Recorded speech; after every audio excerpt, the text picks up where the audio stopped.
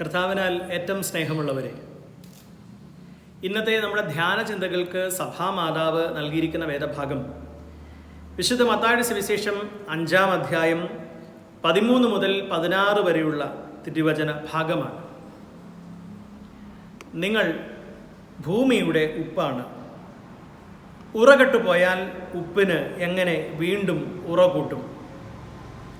പുറത്തേക്ക് വലിച്ചെറിഞ്ഞ് മനുഷ്യരാൽ ചവിട്ടപ്പെടാനല്ലാതെ മറ്റൊന്നിനും അത് കൊള്ളുകയില്ല. നിങ്ങൾ ലോകത്തിൻ്റെ പ്രകാശമാണ്. മലമുകളിൽ പണിതുയർത്തിയ പട്ടണത്തെ മറച്ചു വയ്ക്കുക സാധ്യമല്ല. വിളക്ക് കൊളുത്തി ആരും പറയുടെ കീഴിൽ വയ്ക്കാറില്ല, പീഠത്തിന്മേലാണ് വയ്ക്കുക. അപ്പോൾ അത് ഭവനത്തിലുള്ള എല്ലാവർക്കും പ്രകാശം നൽകുന്നു. അപ്രകാരം മനുഷ്യർ നിങ്ങളുടെ സൽപ്രവർത്തികൾ കണ്ട് സ്വർഗസ്ഥനായ നിങ്ങളുടെ പിതാവിനെ മഹത്വപ്പെടുത്തേണ്ടതിന് നിങ്ങളുടെ വെളിച്ചം അവരുടെ മുമ്പിൽ പ്രകാശിക്കട്ടെ. എല്ലാവർക്കും നല്ല ഒരു പ്രഭാതം നേരുന്നു. ദൈവം സമർത്ഥമായി അനുഗ്രഹിക്കുന്ന ഒരു ദിവസമായിരിക്കട്ടെ ഇത് എന്ന് പ്രത്യേകമായി പ്രാർത്ഥിക്കുകയും ചെയ്യുന്നു. ഇന്ന് ധ്യാന ചിന്തകളോടെ നമ്മുടെ ജീവിതത്തെ നയിക്കാൻ നമുക്ക് നൽകപ്പെട്ടിരിക്കുന്ന വേദഭാഗം വിശുദ്ധ മത്തായിയുടെ സുവിശേഷം 5-ാം അധ്യായം 13 മുതൽ 16 വരെയുള്ളതാണ്. നമ്മുടെ കർത്താവിൻ്റെ മലയിലെ പ്രസംഗത്തിൻ്റെ ഭാഗമാണ് അത്. ജനക്കൂട്ടത്തെ കണ്ടപ്പോൾ കർത്താവ് മലമുകളിലേക്ക് കയറി അവരോട് പ്രസംഗിക്കുന്നു. വിശുദ്ധ മത്തായിയുടെ സുവിശേഷം അനുസരിച്ച് 5-ാമത്തെ അധ്യായത്തിൽ തുടക്ക ഭാഗത്ത് അഷ്ടസൗഭാഗ്യങ്ങളെക്കുറിച്ച് ഈശോ പഠിപ്പിക്കുന്നു. ആ അഷ്ടസൗഭാഗ്യങ്ങളെക്കുറിച്ച് വിശദീകരിച്ചതിന് ശേഷം ഉപ്പിൻ്റെയും പ്രകാശത്തിൻ്റെയും ഉപമയിലൂടെ ക്രൈസ്തവ ജീവിതത്തിൻ്റെ മഹത്വത്തെക്കുറിച്ചും അതിൻ്റെ പ്രാധാന്യത്തെക്കുറിച്ചും ഓർമ്മപ്പെടുത്തുന്നതാണ് നമ്മൾ വായിച്ചു കേട്ട വേദഭാഗം. ലളിത സാധാരണമായ ഭാഷ, ഉപ്പും പ്രകാശവും എന്ന 2 പ്രതീകങ്ങളിലൂടെ, ലളിതമായ 2 പ്രതീകങ്ങളിലൂടെ ബൃഹത്തായ അർത്ഥവത്തായ ആഴമുള്ള ജീവിത സന്ദേശം ഈശോ തൻ്റെ ശിഷ്യഗണത്തിന് നൽകുകയാണ്. ഈ ഉപ്പും പ്രകാശവും അതിനെക്കുറിച്ച് ചിന്തിച്ചുകൊണ്ട് അതിൻ്റെ പ്രാധാന്യം സാധാരണ ജീവിതത്തിന് എത്രമാത്രമുണ്ടോ അതുപോലെ നമ്മുടെ ക്രൈസ്തവ ജീവിതം എത്രമാത്രം പ്രാധാന്യമുള്ളതാണ് എന്ന് മനസ്സിലാക്കാൻ നമ്മെ പ്രേരിപ്പിക്കുകയാണ്.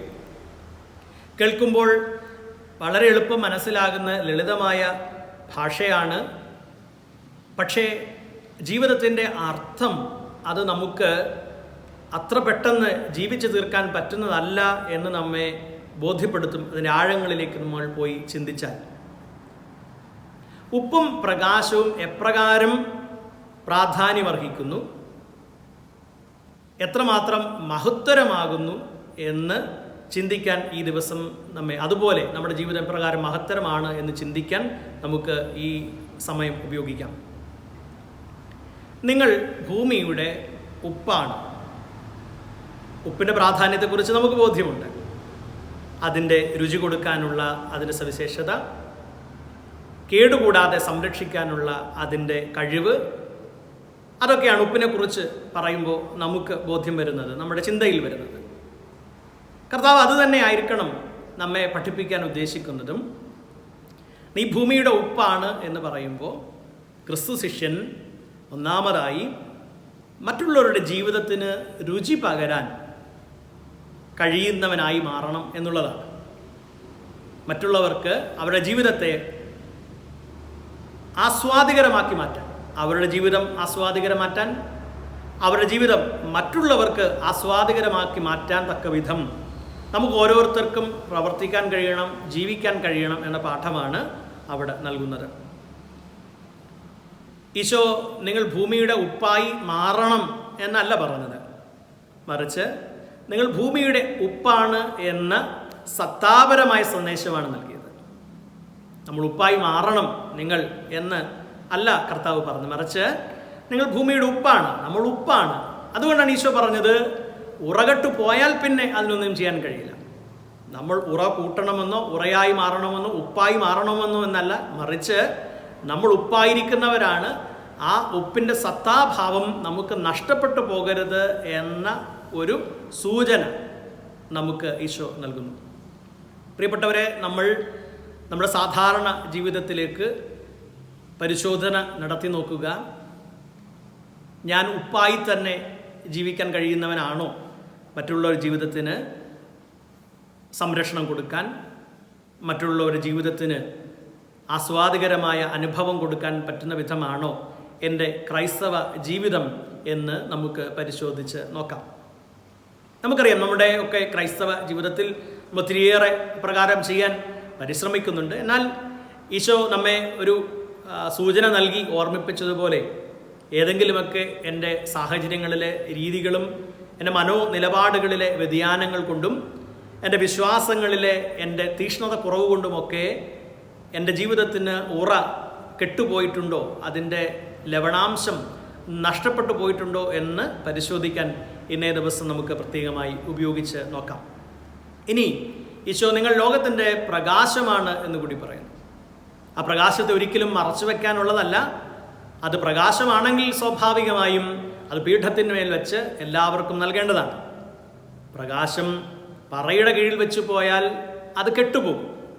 അപ്പോൾ പ്രകാശമായിരിക്കുന്ന നമ്മൾ അത് കെട്ടുപോകാതെ മറ്റുള്ളവർക്ക് പ്രകാശം നൽകാൻ തക്കവിധം എപ്പോഴും പ്രകാശിച്ച് നിൽക്കാൻ കടമയുള്ളവരാണ് എന്ന് തിരിച്ചറിയേണ്ടതുണ്ട്. നമ്മുടെ ജീവിതം പ്രകാശമാനമായിരിക്കുന്നു. എൻ്റെ ജീവിതം മറ്റുള്ളവർക്ക് മുന്നിൽ വെളിച്ചം കൊടുക്കാൻ പറ്റും വിധം പ്രകാശിക്കുന്നുണ്ടോ, എന്നിൽ വിശ്വാസമൂല്യങ്ങൾ ജ്വലിച്ച് നിൽക്കുന്നുണ്ടോ എന്ന് നമുക്ക് ശ്രദ്ധിക്കേണ്ടതുണ്ട്, പരിശോധിച്ച് നോക്കേണ്ടതുണ്ട്. നമുക്കതുകൊണ്ട് ഇന്നത്തെ ജീവിതത്തിൻ്റെ വ്യാപാരങ്ങളിലേക്ക്, നമ്മുടെ ജീവിത മേഖലകളിലേക്ക് പോകുമ്പോൾ ഈ രണ്ട് ചിന്തകളെ ഉള്ളിൽ സൂക്ഷിച്ച് തന്നെ പോകാം. ഞാൻ ഭൂമിയുടെ ഉപ്പായിരിക്കേണ്ടവനും ലോകത്തിൻ്റെ പ്രകാശമായിരിക്കേണ്ടവനുമാണല്ലോ. അപ്രകാരം മറ്റുള്ളവർക്ക് മുന്നിൽ ജീവിതം നയിക്കുവാൻ ഞാൻ ശ്രദ്ധിക്കും എന്നൊരു നല്ല തീരുമാനത്തോടുകൂടി ഇന്ന് നമുക്ക് പോകാം. നമ്മുടെ ജോലി സ്ഥലങ്ങളിലേക്കോ, നമ്മുടെ പഠന വേദികളിലേക്കോ, നമ്മുടെ സ്വകാര്യ ജീവിതത്തിലേക്കോ, കുടുംബ ജീവിതത്തിലേക്കോ ഒക്കെ നമ്മൾ ഇന്ന് ഇറങ്ങുമ്പോൾ, നമ്മൾ വ്യാപരിക്കുമ്പോൾ അവിടെയൊക്കെ ഈ ഒരു ചിന്ത നമുക്കുണ്ടായിരിക്കട്ടെ. എൻ്റെ വാക്ക്, എൻ്റെ പ്രവൃത്തി, എൻ്റെ സാന്നിധ്യം ആസ്വാദികരമാക്കാൻ തക്ക വിധം, അത് കർത്താവിന് യോജ്യമായ വിധത്തിൽ, കർത്താവിന് ഇഷ്ടമുള്ള പ്രിയങ്കരമായ വിധത്തിൽ മറ്റുള്ളവരെ ആസ്വദിപ്പിക്കാൻ, മറ്റുള്ളവരുടെ ജീവിതം ആസ്വാദികരമാക്കാനുള്ളൊരു പരിശ്രമം. അതുപോലെ തന്നെ മറ്റുള്ളവരെ സന്തോഷിപ്പിക്കാൻ, അവരുടെ ജീവിതത്തെ പ്രകാശിപ്പിക്കാൻ നമുക്ക് പരിശ്രമിക്കാം. അവസാനമായി ഈശോ പറഞ്ഞു നിർത്തുന്ന ആ വാക്യം വളരെ ശ്രദ്ധാപൂർവം നമ്മൾ ഹൃദയത്തിൽ സൂക്ഷിച്ച് വെക്കേണ്ടതുണ്ട്. അപ്രകാരം മനുഷ്യർ നിങ്ങളുടെ സൽപ്രവർത്തികൾ കണ്ട് നിങ്ങളുടെ സ്വർഗസ്ഥനായ പിതാവിനെ മഹത്വപ്പെടുത്തേണ്ടതിന് നിങ്ങളുടെ വെളിച്ചം അവരുടെ മുമ്പിൽ പ്രകാശിക്കട്ടെ. നമ്മുടെ സൽപ്രവർത്തികൾ വളരെ പ്രധാനപ്പെട്ടതാണ്. നമ്മുടെ സൽപ്രവർത്തികളിലൂടെയാണ് മറ്റുള്ളവർ മുന്നിൽ നമ്മൾ പ്രകാശിച്ച് നിൽക്കേണ്ടത്. എന്നാൽ ഈശോ നമ്മെ ഓർമ്മിപ്പിക്കുന്നു, നമ്മൾ സൽപ്രവർത്തികൾ ചെയ്ത് പ്രകാശമുള്ളവരായി നിൽക്കുമ്പോഴും മഹത്വപ്പെടേണ്ടത് നമ്മുടെ സ്വർഗസ്ഥനായ പിതാവാണ്. ഈ ചിന്ത നമുക്ക് ഉള്ളിലുണ്ടാകണം. നമ്മളെപ്പോഴും സൽപ്രവർത്തികൾ ചെയ്യുന്നവരാണ്. അപ്പോൾ എപ്പോഴെങ്കിലും നമുക്ക് നമ്മുടെ സൽപ്രവർത്തികൾ നമ്മളുടെ തന്നെ ഒരു മഹിമയ്ക്കോ അല്ലെങ്കിൽ നമ്മളുടെ തന്നെ ഇഷ്ടങ്ങളുടെ പൂർത്തീകരണത്തിനോ ഒരാത്മവിശ്വാസത്തിനോ ആത്മനിർവൃതിക്കോ ഒക്കെയാണോ നമ്മൾ ചെയ്യുന്നത് എന്ന് നോക്കുക. ഒരു യാചകന്, നമ്മളൊരു യാചകനായെത്തുന്ന ആൾക്ക് നമ്മളൊരു സഹായം കൊടുക്കുമ്പോഴോ, അല്ലെങ്കിൽ ആതുരാലയത്തിൽ ഒരാളെ നമ്മൾ സന്ദർശിക്കുമ്പോഴോ, നമ്മൾ ഏതെങ്കിലുമൊക്കെ സൽപ്രവർത്തികൾ ചെയ്യുമ്പോഴോ നമ്മുടെ ഉള്ളിൽ ഉണ്ടാകേണ്ട ചിന്ത, അല്ലെങ്കിൽ നമ്മിലൂടെ സംഭവിക്കേണ്ടത് ഈശോ ഓർമ്മിപ്പിക്കുന്നു, സ്വർഗസ്ഥനായ പിതാവ് മഹത്വപ്പെടുക എന്നുള്ളതാണ്. അപ്പോൾ സ്വകാര്യമായ നമ്മുടെ മഹത്വത്തിന്, നമ്മുടെ ഇഷ്ടങ്ങളുടെ ആത്മനിർവൃതിയുടെ പൂർത്തീകരണത്തിനൊന്നുമല്ല നമ്മൾ സൽപ്രവർത്തികൾ ചെയ്യേണ്ടത് എന്ന ഒരു ഗുണപാഠം കൂടി ഈ വചനഭാഗം നമുക്ക് നൽകുന്നുണ്ട്. പ്രിയപ്പെട്ടവരെ, നമ്മൾ ഉപ്പായി പ്രകാശമായി നിലനിൽക്കുമ്പോൾ നമ്മുടെ സ്വർഗസ്ഥനായ പിതാവ്, അവൻ്റെ നാമം മഹത്വപ്പെടുത്തി നിൽക്കട്ടെ എന്ന് നമുക്കെല്ലാവർക്കും ആഗ്രഹിക്കാം. എല്ലാവർക്കും നല്ല ഒരു ദിവസം നേരുന്നു. കർത്താവ് നമ്മെ സമർത്ഥമായി അനുഗ്രഹിക്കട്ടെ.